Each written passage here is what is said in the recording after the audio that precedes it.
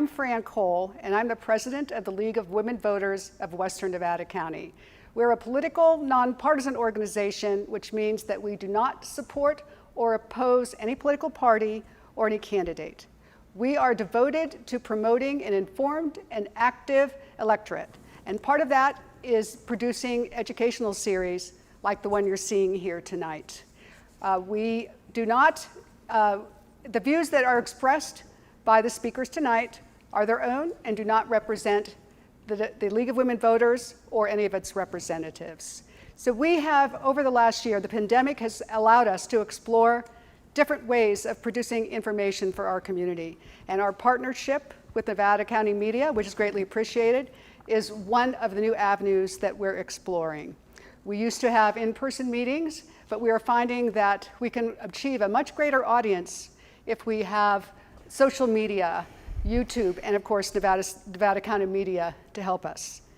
We tonight are going to have a program that's moderated by Ariel Lovett. And Ariel Lovett is the chair of the League's Education Committee. And Ariel comes to us from, with a history of being involved both in executive leadership and as a volunteer with local health and social welfare organizations.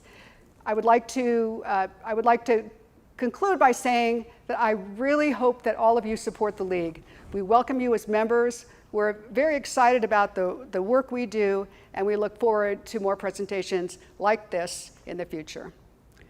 I'd now like to break for a video. Election officials work hard to maintain the integrity, security, and privacy of elections in Nevada County. Every registered voter in the county will receive a vote-by-mail ballot in the mail. Have you ever wondered what happens to your ballot when you send it in? Returned ballots are received at the elections office where they're processed and counted. Each voter's ballot envelope has a unique barcode that gives you credit for voting. This ensures that each voter can only vote once. Every signed ballot envelope is compared to signatures on file for the voter in our database. If your signature matches, your ballot moves on to the next step. If your signature is challenged, you'll be notified and given instructions on how to correct the issue. The two most common reasons a ballot envelope is challenged are the envelope isn't signed or the signature doesn't match the voter's record. A challenged ballot will be counted once the problem is corrected. You can check the status of your ballot at mynevadacounty.com/elections.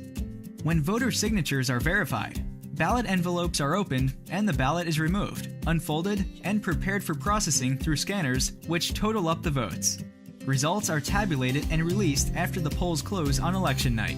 When you vote by mail, you can be assured that your vote counts and that your ballot is both secure and private. If you have any questions, contact the Nevada County Elections Office or visit us online. Welcome, Nevada County, and thank you to Nevada County Media for having us here this evening.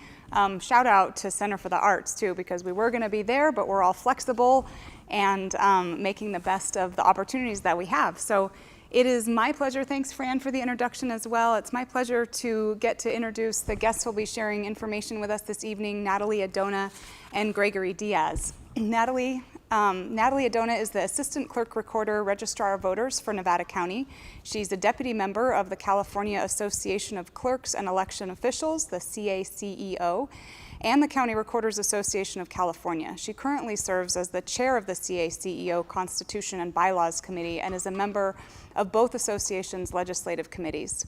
Prior to joining the Nevada County Clerk Recorder's Office, she was the Senior Research and Learning Associate for the Elections Program at Democracy Fund, a private philanthropy based in Washington, D.C. Natalie's professional interests over the last 15 years center on elections and voting, our topic this evening, including public opinion surveys on the topic. She's the co-author of Understanding the Voter Experience and the co-author and principal investigator of Stewards of Democracy. Natalie began her career as a poll worker trainer in the San Francisco Bay Area in 2008 and 2009, and as a student researcher at the Election Administration Research Center at Cal. She has also worked for several elections and voting rights organizations, including maplight.org, Project Vote, and the Fair Elections Center. Natalie holds a BA from the University of California at Berkeley, a JD from the American University Washington College of Law, and an MPA from AU's School of Public Affairs. Welcome, Natalie, and thank you. Thanks. We also have Gregory Diaz. Mr. Diaz has held the office of Clerk Recorder and Registrar of Voters for Nevada County for 14 years. He was first recruited and appointed by the Board of Supervisors in 2007 to bring professionalism and regular order to a department that was in disarray. He was elected to the office for the first time in 2010 and re-elected in 2014 and 2018. Mr. Diaz also served as the county clerk recorder for the city and county of San Francisco for 8 years, and before that as assistant clerk recorder for 4 years. He also served in the San Francisco City Attorney's Office for 6 years, drafting legislation and litigation documents. Since taking office in Nevada County, Mr. Diaz has earned credentials as a professional election administrator both nationally and in California. He was elected by his peers in 2015 to the office of president of the County Recorders Association of California for a 2-year term. In 2018, Mr. Diaz was one of 5 election officials in California leading their counties in adopting the California Voters' Choice Act.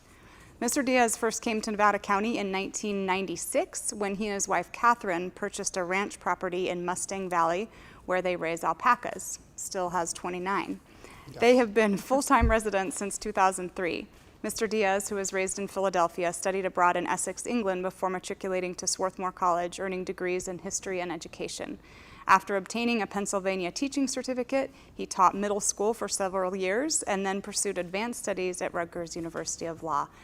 And we are so glad. I just want to start by saying thank you. We were chatting on KNCO yesterday as well, and Tom said, Tom Fitzsimmons, the host there, said, I feel so confident in our election officials in Nevada County as we're in some particularly challenging times that we're experiencing sort of across the state and nation. So that was Tom's shout out to you. And at the League, we've always found you to be very accessible and are really grateful during what must be a very busy time for you to take this time to prioritize educating our voters. So before we get started with the questions, how are you? How's it going? Amid wildfires and pandemics and local fires and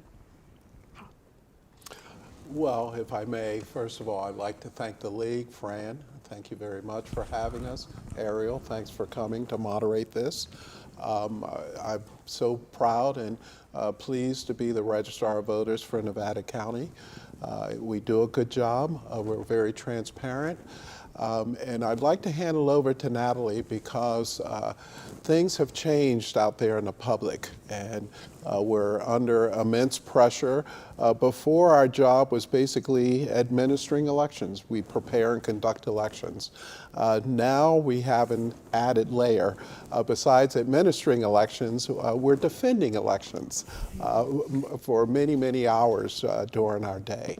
So I'd like to turn it over to Natalie as she can explain what we're dealing with these days. Sure. Thanks, Greg. Thanks, Ariel, Fran, and the League. I think, overall, we're doing good given the sort of time constraints around the recall. We have our staff who are working very hard and very diligently to make sure that this election goes off and goes smoothly. That being said, one of the things that's sort of sticking in my mind nowadays is a recent call that election officials had to, well, not had to, but had the opportunity to participate in with the Department of Justice and the FBI. The Department of Justice has created the Task Force to Combat Threats Against Election Workers. This is a new task force, and it is a recognition, really, of what election officials have been saying for years now, that the public discourse around elections, around politics, has become deeply fraught, and election officials down from your poll worker up to the state election directors and everyone in between have been experiencing an environment where threats are a major issue. One of the things that I sort of reflect on with the people I know, since I did start as a poll worker trainer in San Francisco, I never once thought in my life that I would have to teach de-escalation tactics to poll workers. It was a sort of very process-oriented, people either come in to vote and they scan their ballot or they put it in an envelope, and you teach them the process, opening, closing procedures, things like that. Now I have to have pretty deep discussions about voter intimidation and what to do if you're confronted, and hoping that I don't scare people off.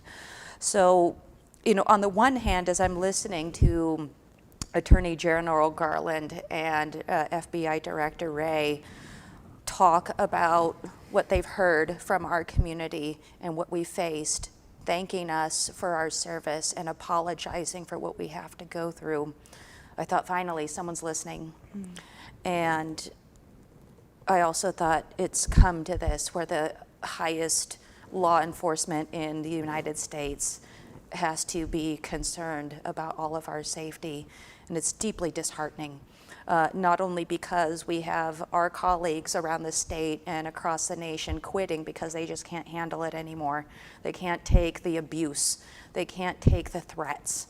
They can't take the stress that this puts on their families and on the people around them.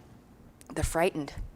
And it is very hard in an already high stress environment, and an environment where you receive very few thanks, to continue to operate in that way.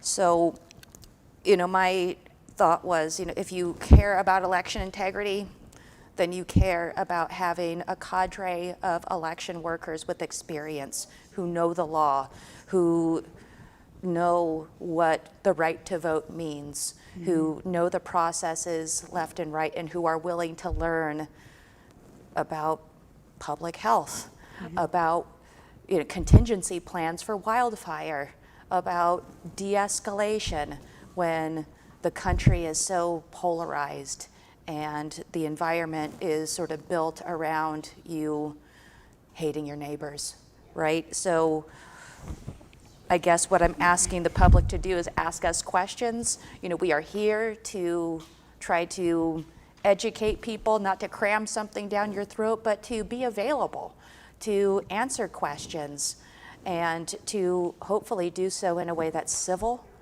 and to be productive about it. So I'm very glad to be here today. Well, thank you so much. And I think, first I want to, on behalf of so many, say thank you and sorry. I feel sorry that that's the experience that folks that are dedicated to public service are having. So I'm glad that we can be here today and try to promote that civil discourse. Like I said, the elections department, you both in particular, have been incredibly open and accessible to being able to answer questions. And so I think if we can promote that and jump into this conversation about the gubernatorial recall, which is a very interesting process, and I learned a little bit in our pre-chat and how unusual of a situation we're finding ourselves in. So kind of moving into that, Greg, maybe you can start us off. Can you give us a little background about just kind of California's recall process in general, maybe a little bit of the history, regulation, or context of the recall? Yeah, well, thanks. Now we're getting to the good stuff. Okay. A recall is actually a power reserved to the voters to enable voters by petition to remove an elected officer. That's really the definition of a recall. Now, what happened is, around the turn of the century, there was something called direct democracy, and that movement sort of flooded California. The voters wanted to be able to remove an official, to propose new laws, to veto laws that were already existing. And so out of that desire to have more say in the democracy, 3 things were adopted on October 10th, 1911. And those 3 things were the initiative. The initiative is the ability to create a new law. The referendum, that's the ability to repeal or get rid of an existing law. And then the recall, that's the ability to remove an elected official. All 3 were adopted in that special election, October 10th, 1911, and they still remain to this day. Now, Natalie and I, we have some stats going to turn this over to Natalie about some stats with recall, and then we'd like to go into some of the particulars with this particular gubernatorial recall. Right, and so I was curious. I went, well, how many recalls have there been? And we don't apparently have any sort of data on local level recalls, so researchers, pull out your pens and try to figure that out. But the state does actually have some data points on recalls ever since the initiative referendum and recall process was adopted in California. So the first set of recalls occurred in 1913. There have been 179 attempts to recall state officers since 1913. So that's over the past 100 years or more. It's pretty rare. Out of those 179 attempts, 11 have made the ballot, and 6 recalls were successful. One of those recalls was the recall of Governor Gray Davis in 2003. He was replaced by Arnold Schwarzenegger. This will be the second attempt in state history to recall a governor. Wow. For this particular recall, on June 10th, proponents started to pass around a petition to get the necessary signatures. Basically, 1.5 million signatures were needed to recall or put that question on a ballot. The petitioners ran out of time, and they went to court on November 27th, asking for more time to gather signatures because of the COVID situation. The judge granted the proponents an extension of time until March 17th, 2021.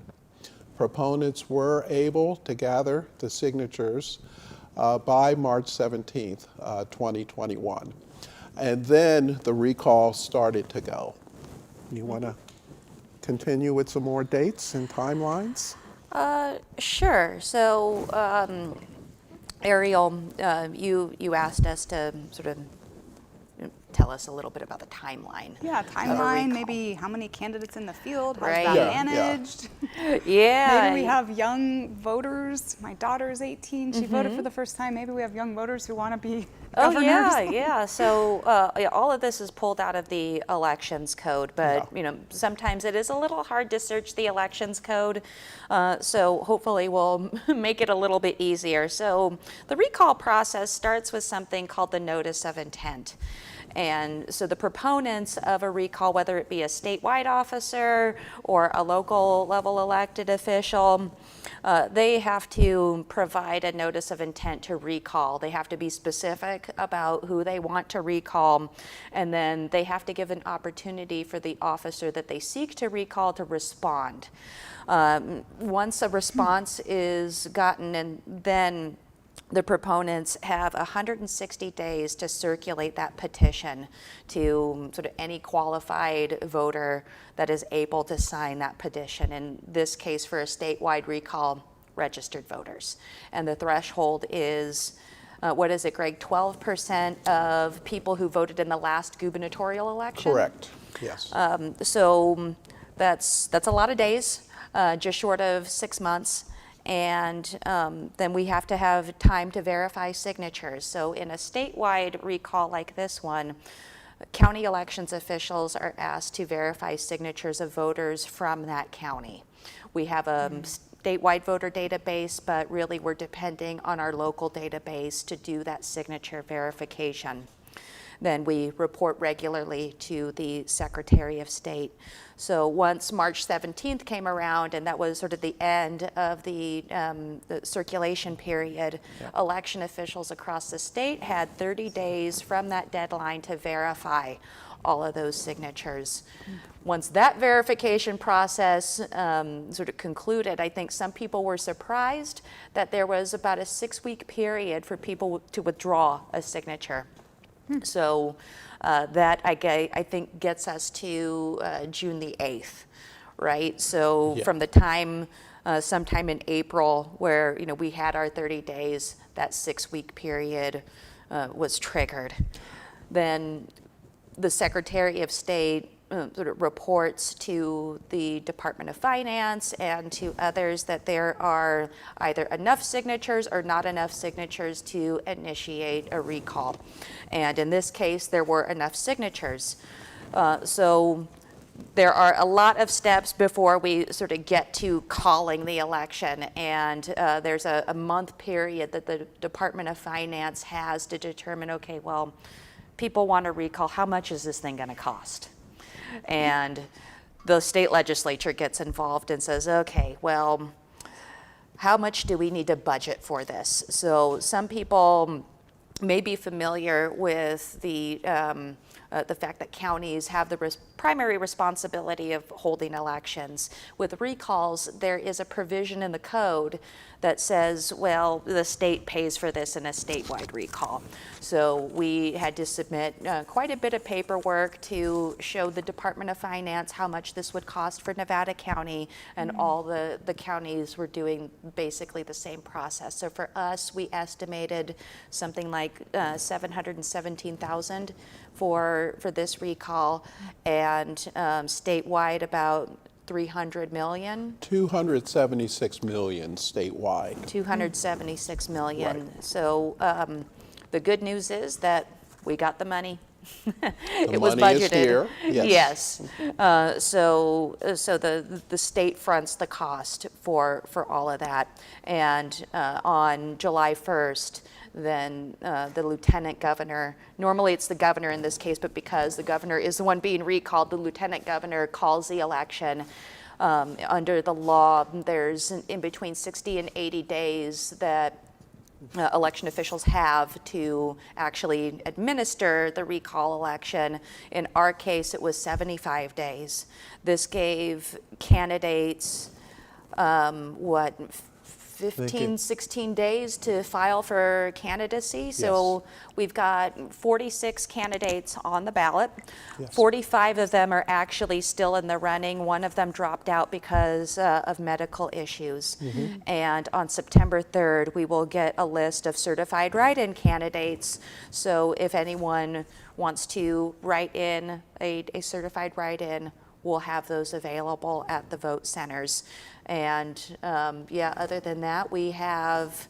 Can you tell a little bit more about that? How does the certified write-in process work? I believe that they've got to gather signatures. You still have to gather signatures, right? And you have to file your paperwork with the Secretary of State. I would assume that there's some financial paperwork that is involved. There are a lot of rules around campaign finance that every candidate has to follow. And they have until today, actually today is the deadline for someone to qualify as a certified write-in. Then the Secretary of State's office determines who is certified, and they release that list to counties. So folks voting ahead of time by mail won't know who the potential certified write-ins are, is that right? That's correct. That's correct. Because you will find them out by going to the polls on September 14th. We'll know by September 3rd. Okay. Who is on that certified list. Okay. And this is important for the voters to know. Question 2 on the ballot asks a voter to select a replacement candidate. There is a line for a write-in. The only write-ins that we can count are the certified write-ins. We get our share of Donald Duck and Mickey Mouse and Jake from State Farm. He's the newest big write-in. But unless you're a certified write-in, we cannot count that vote. Okay, so that's the importance of having a certified write-in. And also when people come to our vote centers, the list of certified write-ins is always going to be posted at the vote centers and at the Root Center. Is there anywhere else to get that list if people are voting? It'll be also on our website. Perfect. And on the Secretary of State's website. And on the Secretary of State's website. Okay. Yes. So we can find out about those write-ins. Well, that was great. I think that sort of covered that question. So Natalie, and that's a great segue. I think most folks know, but can you just tell us a little bit about how to vote in Nevada County? What should we know? Yeah, sure. So one of the important things to note is that the election is on September 14th, 2021. The polls open at 7 a.m. and close at 8 p.m. But voting is going on right now. Like you had mentioned at the top, we are a Voters' Choice Act county. So that means that every registered and active voter gets a ballot. And you can return that ballot once you vote it by U.S. mail. You can return it using one of the drop boxes that we have throughout the county, or you can come in person at a vote center and vote. I will say, because of the recall rules and the sort of very truncated timeline of putting the election together, the state legislature allowed us to open fewer vote centers. So we won't have all 8 that we would normally have, but we are required to have 3. We're opening 4. And one of those is at the Rood Center. The other is at Truckee Town Hall. We have vote center at Gold Miners Inn, and then a vote center over at Higgins Lyons Community Center in South County. So all of those options are available. And I think one of the important things to know, well, there's a couple of important things. One, if you didn't get your ballot in the mail by now, give us a call. We're at 530-265-1298, and we're more than happy to get you your ballot so you can vote. The other thing is, we mentioned wildfires before, and we think that there's going to be a few people who may be displaced, or maybe they're in other counties and coming to our county to stay with friends or family. So, the important thing, I think, is that we want to help. And if you are a displaced voter and you want to know how to get your ballot back to your county, you can use any drop box in the state. You are not limited, if you are a Nevada County voter, to only use Nevada County drop boxes. Let's say that you are in El Dorado and unfortunately you're sort of displaced because of the Calder fire, and you decide to stay in Yolo County. You can use a Yolo County drop box, and we have an obligation to get your ballot back to your county within 8 days of having received it. Wow. Vote centers will open this Saturday, September 4th. 2 vote centers will open at the Rood Center and in East County, Truckee Town Hall. The other 2 vote centers open up September 11th, a week from this Saturday. And that's Gold Miners Inn in down South County in Higgins. When vote centers are going to be open from 8 to 4 on the weekend, on Election Day, 7 a.m. to 8 p.m. If you're dropping off a ballot, make sure that ballot gets dropped off at a vote center or at a drop box at least by 8 p.m. on Election Day. The postmark has to be 8 p.m. We will accept ballots up until a week after the election. We call it E+7. So sometimes if a voter mails a ballot on Election Day, it takes time to get to our office. But the legislature extended the time from E+3 to E+7 for this particular election. Thank you for all that. And that was a lot of really good information, and what a great example of kind of how nimble you have to be. And I imagine a lot of collaboration throughout the state around making that accessibility for folks that are displaced. Is all that information on your website around all the voting locations, drop boxes, hours? I imagine folks can access that. Not only is it on our website, all the voters were mailed what we call a voter information guide, or VIG. Voters should have received that around a week before they received the ballots. So in early August, the VIG was mailed out.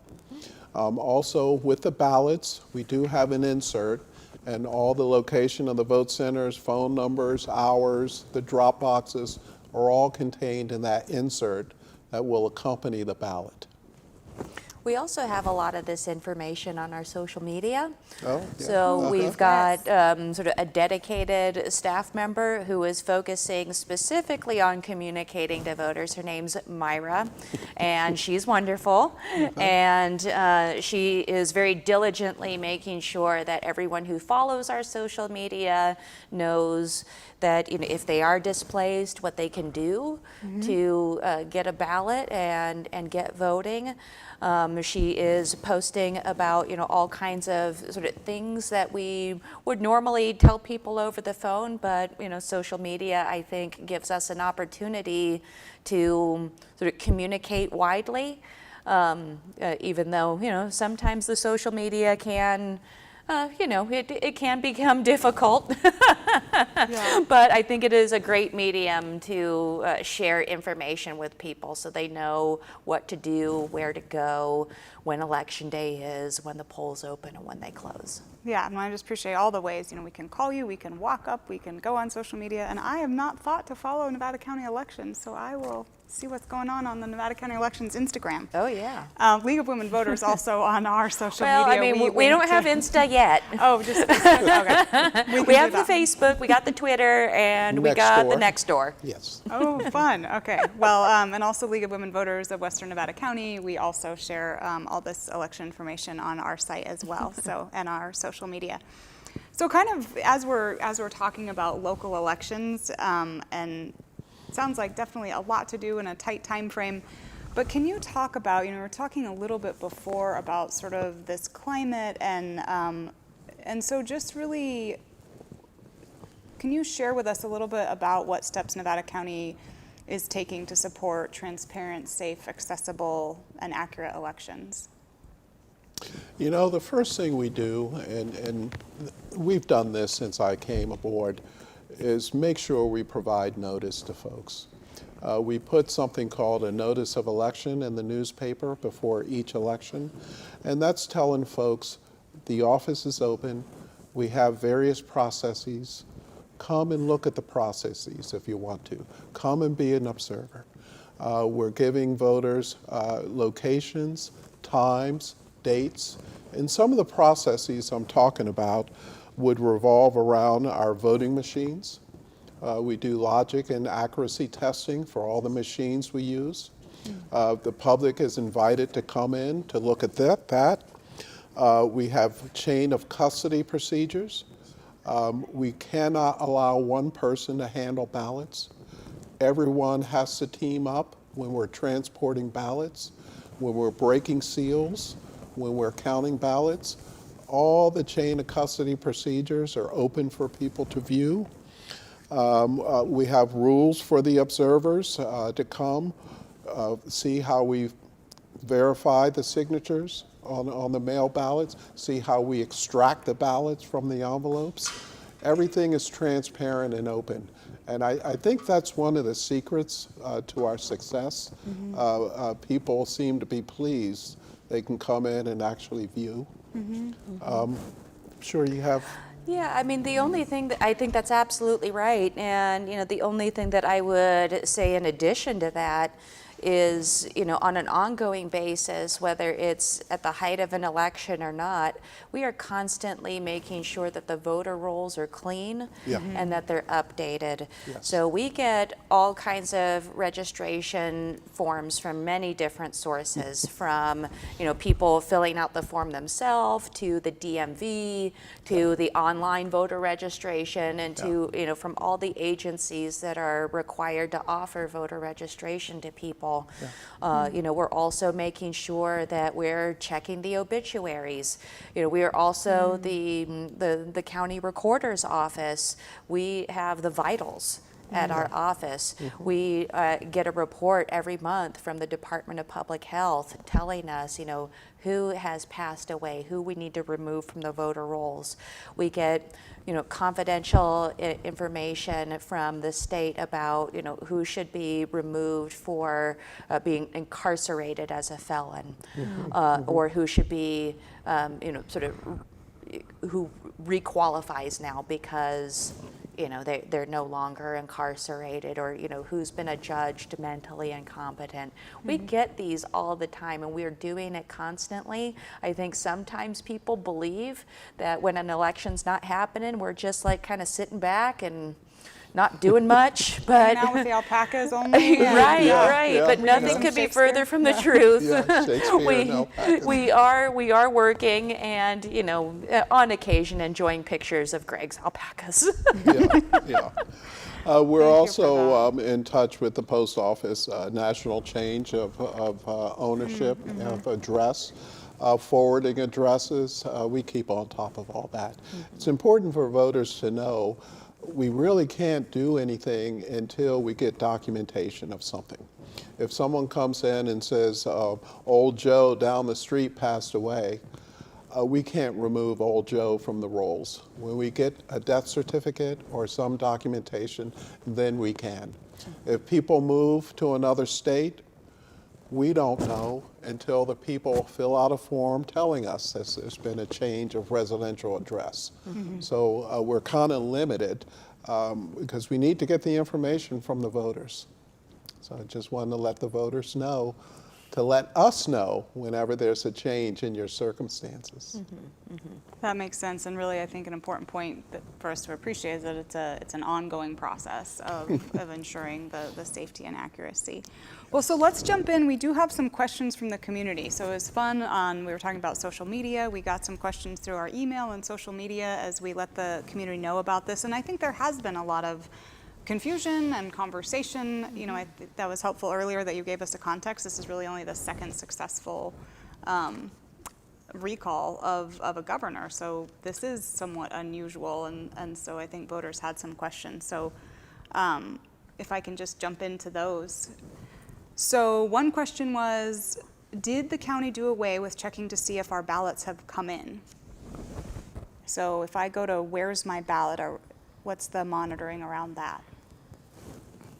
Sure. So we haven't done away with anything. So there is a lookup tool, and we sort of direct people to the Secretary of State's office, which sort of has that information.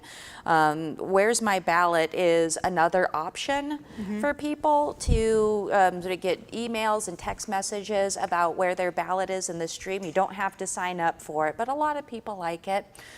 They sort of like to know, okay, well, the elections office has received my ballot, or my ballot's in the mail. That's just one of the other tools that are at people's disposal. And I mean, if you're wondering, you can always call. We'll tell you.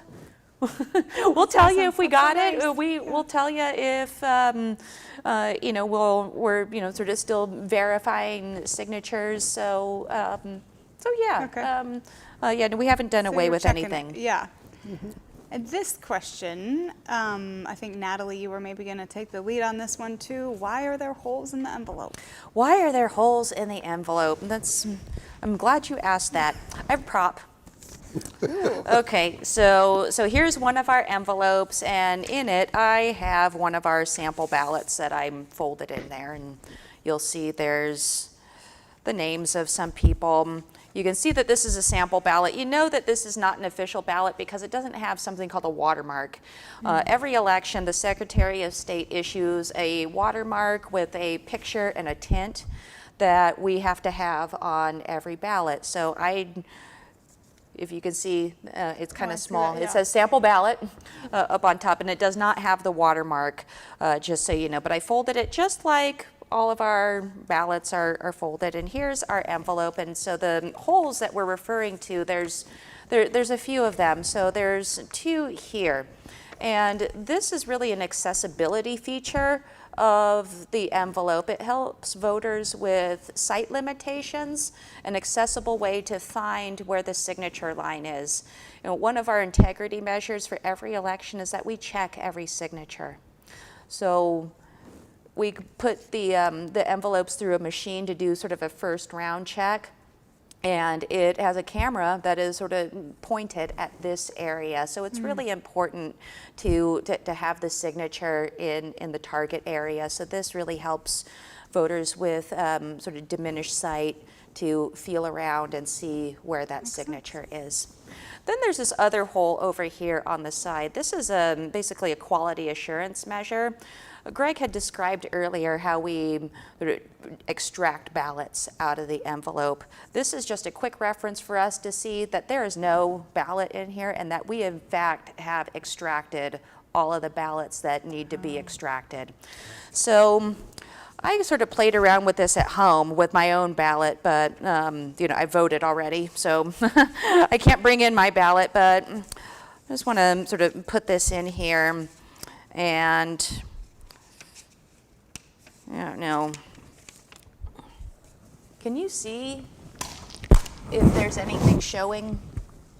Nope. I mean, I can see that there's just a white, maybe looks like there's part of a letter, but I can't even tell what it would be. And this Do you is just see white what too. the letter is attached to any word or anything? No, it's really just white space on both.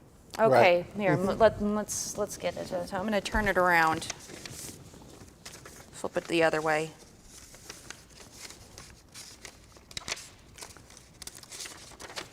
Obviously did not rehearse this part. Oh, I thought I was proving a point. Okay, so Let's see now. what about this? Do you Okay. see?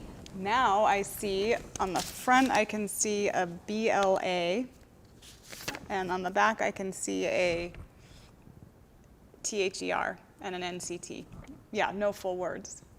Okay. Or no selection. Oh, I certainly can't see a selection, yeah. Correct. Yeah, I see some parts of letters. that All don't make right, words. let's see. Let's try harder. Let me put it this way.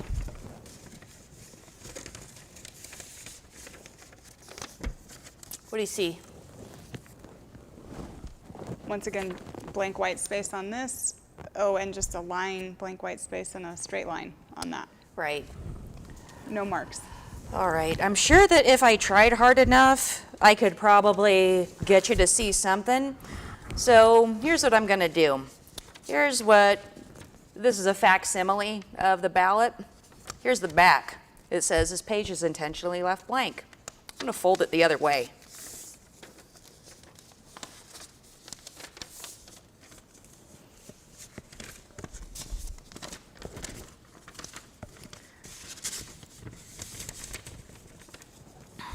What about now? Yes, once again, white and white, Right. blank. So I think if folks are concerned about the holes in the ballot, know that there are a number of people with sight limitations who thank us for having an accessible way to interact with the ballot. You have the option to put this in a drop box if you're concerned. Fold the ballot the other way. We can't see anything, or come to vote in person. But there are lots of options, and you're not sort of limited. There's not a right way to put this in the envelope unless you do something crazy like cut it up and then send it to us. I mean, I don't know. But yeah, I mean, there is a sort of quality assurance and integrity purpose and an accessibility purpose for having the holes in the envelope.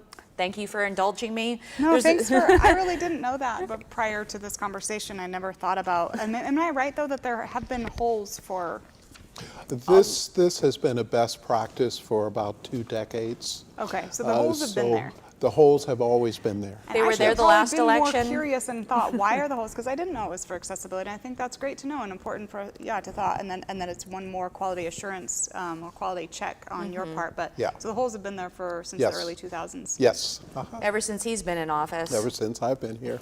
And that's an important point to fold And differently this if is there are a- concerns about privacy. So. Yeah, and this Yeah. is the first I've heard, so. Interesting, that's but yeah, it's come up, interesting, huh? isn't Yeah, it? and it came up in our questions as well. Yeah. Okay, so another question, and maybe you answered part of this in earlier telling us about how this works, but if I vote no to not recall, can I write in Gavin Newsom's name as a replacement? The recall ballot will have 2 contests on them, and they're really independent questions. The first question, shall Gavin Newsom be removed? You can vote yes or no. That has no bearing on how you can answer the second question. If you choose to write Gavin Newsom in as a write-in, we cannot count that vote because we can only count certified write-ins, and Gavin Newsom is not a certified write-in. Furthermore, according to the election code, the target of a recall cannot be a replacement candidate.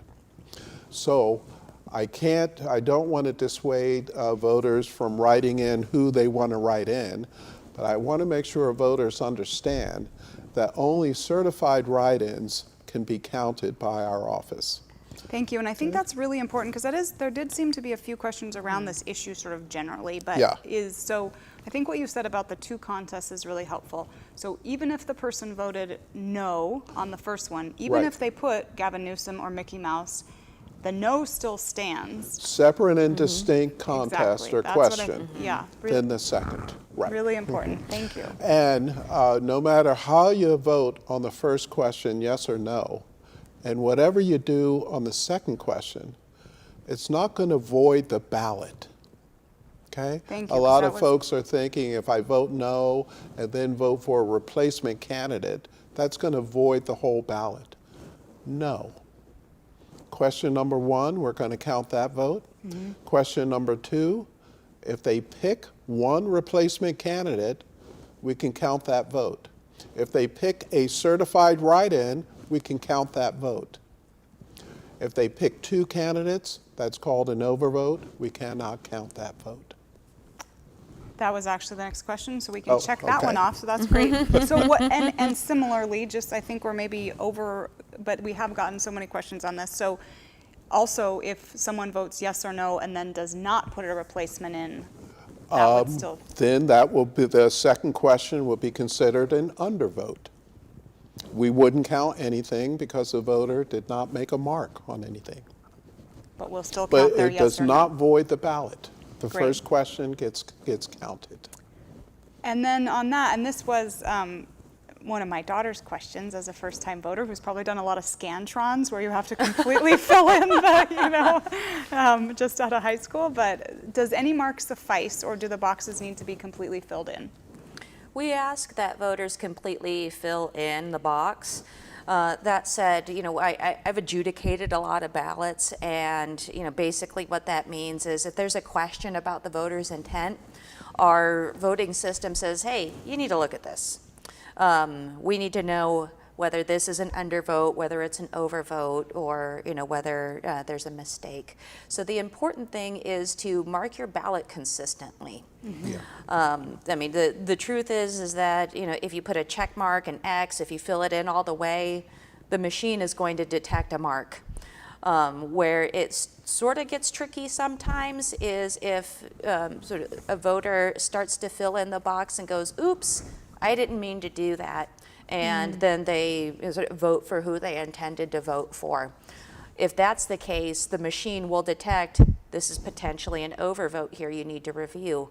So I will look at the ballot, and I'll look at things like the consistency of marks. So if I see that a box is partially filled in, but the rest of the ballot has marks where the box is completely filled in, I'm going to say, okay, well, this partial mark, it looks like they didn't intend to vote for that after all. So I'm going to resolve this ballot in favor of the voter and assume that this mark that is consistent with all of their other marks is the way that they want to vote.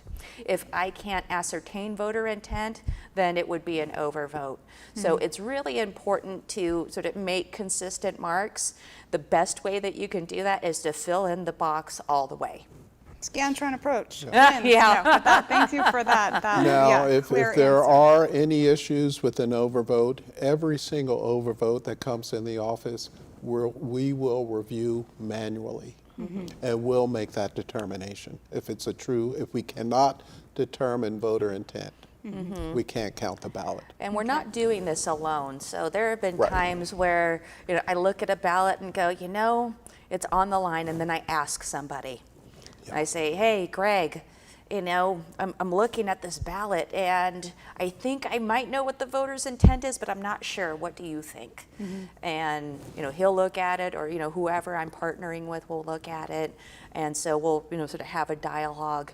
And, what we do is say, you can write in anyone, right? Mickey Mouse. I saw The Mandalorian the last election, right? People write in all kinds of stuff, you could write in your biscuit recipe. The question really is, what can I count? Right. And, if I can ascertain your intent and, if that write-in is on the certified list, I will count it. But if I can't ascertain the intent, if there's, nothing but flowers and stuff with no marks in any target areas, then, it's like, thanks, that was entertaining, but I got to move on. It's too bad it's probably private, so you can't share the write-ins on your social media, because it seems like we could have some fun with that. No, we can't do that. But, I think that Massachusetts is one state where they do count anything. We don't do it in California, though. It is pretty entertaining, though, to see what people write in. Well, we hope you have a little fun while you're working so hard. I know it's a crazy time. So this is our last question. Thank you so much. But when will results be available? When can voters expect results? And where could one access unbiased results reporting? You got this? Yeah, sure, I got this. So, I think that the most trusted bits of information about elections come from the source. We are officers of a nonpartisan election office, and what we do is tabulate.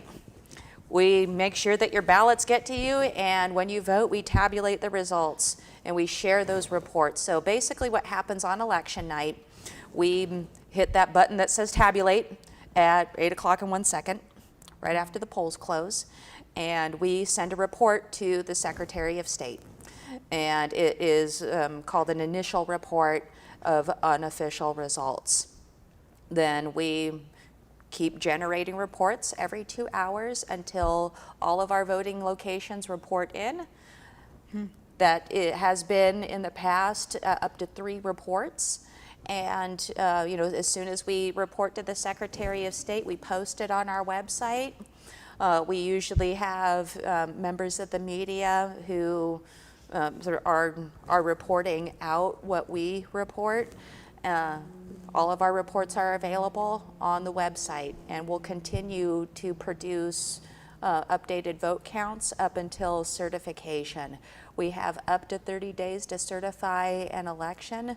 Our office, because most people vote by mail in this county, we usually finish a little sooner than 30 days. It's been anywhere from 2.5 to 3 weeks after the election. So we'll publish that results page soon. We'll put the results up as soon as we can after the polls close, and continue to do so till we certify. The election night results are called unofficial results.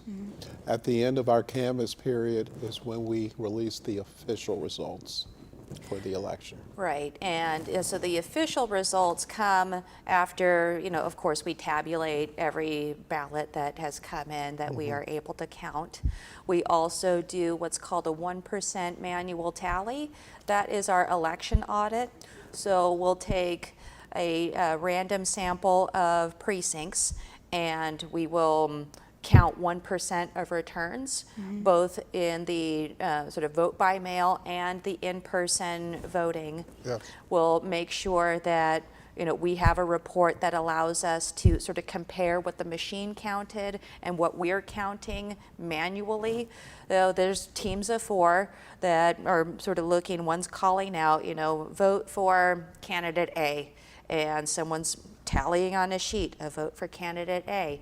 One vote yes or no. So we'll sort of go through all of that and make sure that our hand count matches exactly with what the machines produced. Wow, lots of checks and balances.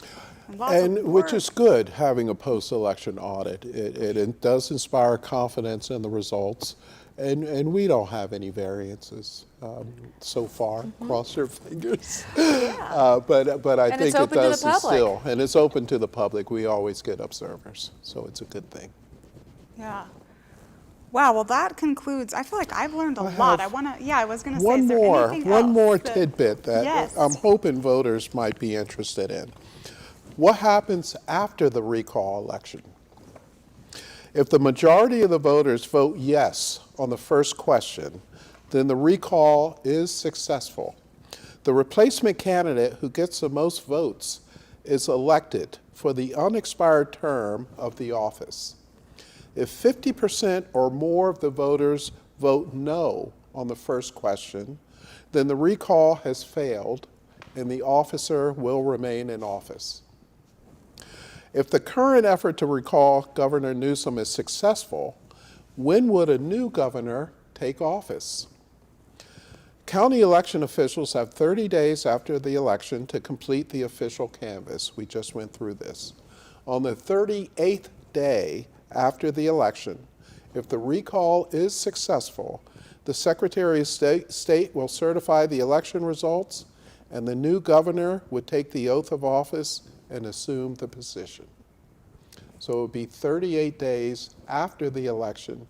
If the recall is successful, the new governor would take office. Just a couple facts maybe folks might be interested in. Yeah, kind of important, like, and then what after all this? Yeah, kind of the key what happens next. Well, thank you again is there anything else you want to share before closing? All I would like to share is to encourage people, if you haven't voted yet, go vote. You have the option to drop that ballot off in the mail or in a drop box or come in person. If you're displaced, let us know. We will help you, and you can use any drop box in the state. We will make sure that your ballot gets to its proper home. And if there are any questions that you have, please call the office or go on the election website.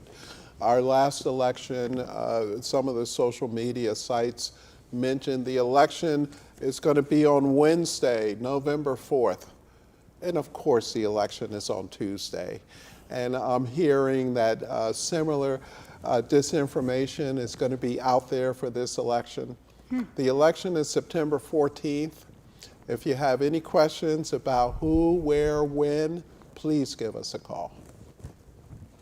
Thanks again. I feel like I've learned so much, but I think the bottom line that we've all learned is the accessibility of you folks. So there's no need to feel confused or disempowered around this process. Right. So I think that we learned a ton today. If you take nothing else away, call the elections department with any questions that you have. And thank you again so much for your service and your availability and expertise today. We feel grateful to have you guiding us through this time in Nevada County. Hey, thank you for the opportunity. Thank This you. is great. Yeah. Thanks to the league. And thanks to Nevada County Media for being with us here this evening as well, and to all of you for hanging out with us. Good night.